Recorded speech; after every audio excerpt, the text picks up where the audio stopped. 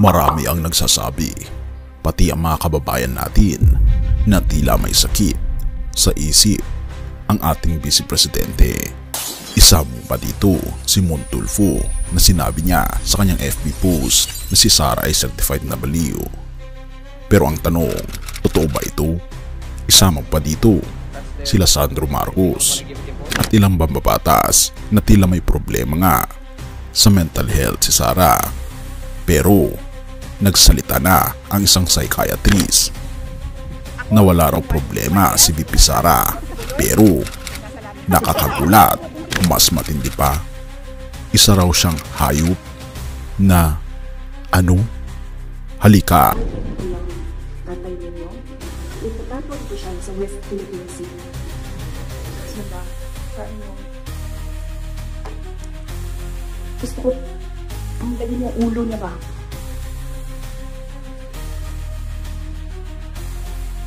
Binubudol na naman nila yung mga tao sa 20 pesos per kilo na bigas.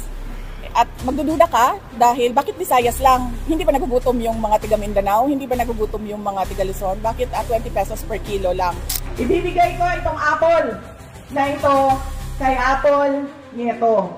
Ma'am, saksak mo ito sa bibig ni Apple Chua hanggang sa kanyang lalamunan hanggang siya ay mamatay.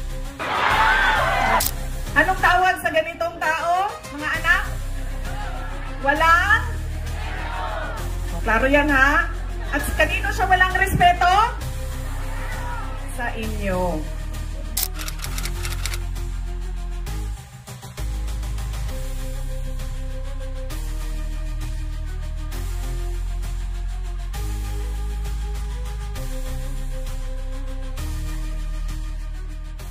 Tayo magpatuloy.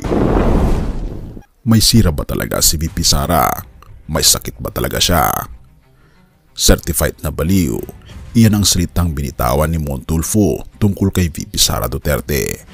Pero teka lang, totoo ba ito? O isa lang itong malupit na label na hindi naman makatarungan? Isa-isahin natin, pero bago ka humusga, tapusin mo muna ito hanggang dulo. Baka mamaya, hindi siya ang may problema, kundi tayo. Ang simula ng lahat. Isang 2 oras na rant, 2 linya ang tumatak sa isipan ng sambayanan. Ubuhayin daw ang bangkay ni Marcos at itatapon sa West Philippine Sea. Si Pangulong Bongbong Marcos, alam na natin kung ano ang mga sinabi niya na talaga namang nakakalungkot. Pupugutan daw ng ulo. Isama pa dito sa mga nakaraan lang ang sentimiento patungkol sa 20 pesos na bigas na tila hindi masaya si VP Sara. Gayon din ang sentimiento niya sa kanyang kapatid patungkol sa inihain na kaso laban kay Pulong Duterte na sinabi niyang kasalanan na naman daw ng administrasyon. Kung ibang tao yan ang nagsalita, baka natawa na tayo. Pero si Sara Duterte ang pangalawang pangulo ng bansa at dito nagsimula ang lahat ng tanong. May sakit ba siya?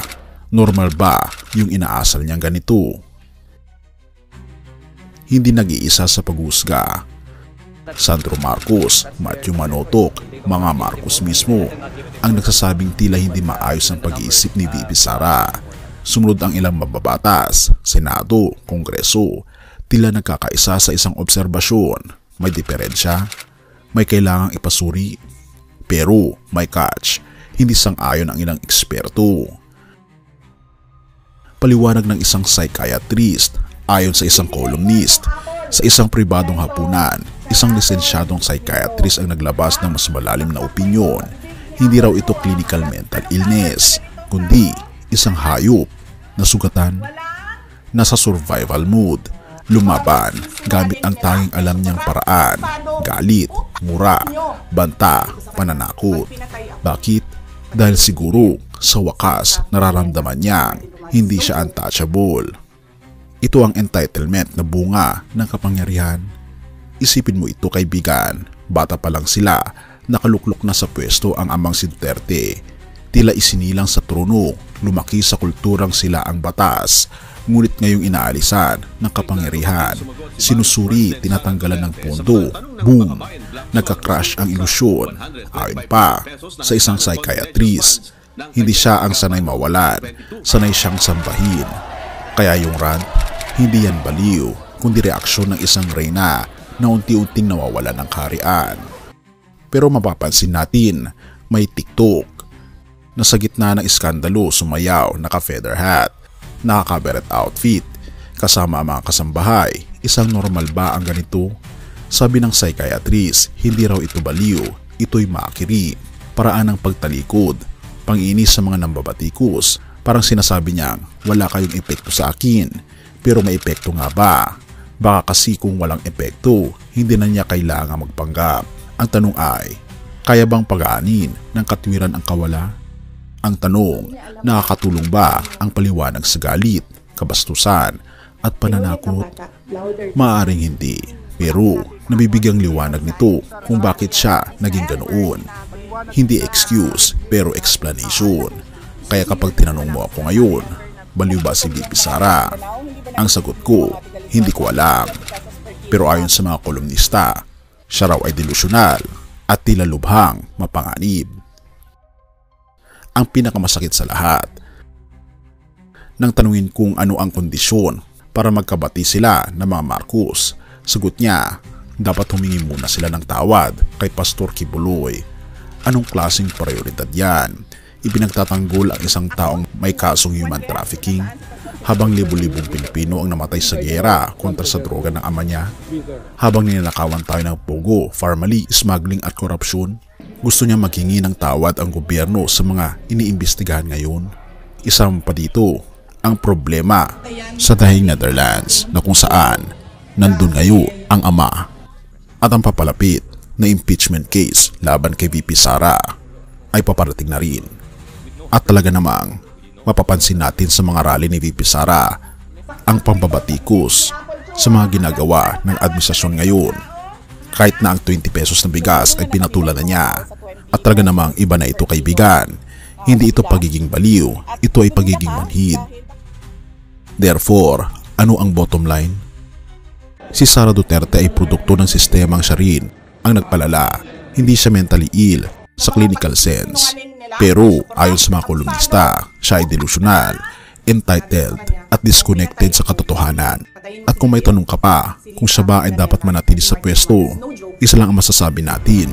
Ang pinakamapanganib na leader ay hindi yung baliw, kundi yung naniniwalang siya ay outrageously outstanding. Kahit halata namang hindi. At ang tanging sagot ayon sa mga kolumnista para gumaling si VP Sara ay dapat niyang magising sa katotohanan. Have mercy, O God, at purihin ang ating Panginoong Diyos. Mateo 7 verses 3-5. Bakit mo pinapansin ang puwing sa mata ng iyong kapatid, ngunit hindi mo pinapansin ang trosong na sa iyong mata? Paano mong masasabi sa iyong kapatid, halika't aalisin ko ang puwing sa iyong mata, gayong may troso sa iyong mata? Mapagpaimbabaw, alisin mo muna ang troso sa iyong mata at sa gayon ay makakakita kang mabuti upang alisin ang puwing sa mata ng iyong kapatid. Purihin ang ating Panginoon Diyos. Sa harap ng kontrobersiya, ng pangutya at ng pambabatikos, madaling tawagin ang isang tao na baliw, delusyonal o masama. Tulad ni VP Sara, marami sa atin ang minamasdan mula sa malayo, binibigyan ng hatol, inaalisan ng dangal. Ngunit sinabi mismo ng ating Panginoon Jesus, huwag tayong masyadong abala sa pagtingin ng pagkukulang ng iba habang bulag tayo sa sariling kasalanan. Hindi ito nangangahulugang walang lugar ang katotohanan. Hindi ito nangangahulugang mananahimik tayo sa harap ng katiwalian. Ngunit ang dapat manguna ay ang puso ng ating Panginoon Kristo, puso ng katotohanan may kahabagan. Ang ating Panginoon Kristo, ngunit maabit tayo sa ating Panginoon Kristo, ang tunay na hari na hindi nagbabago. Purihin ang ating Panginoong Diyos at tayo manalangin.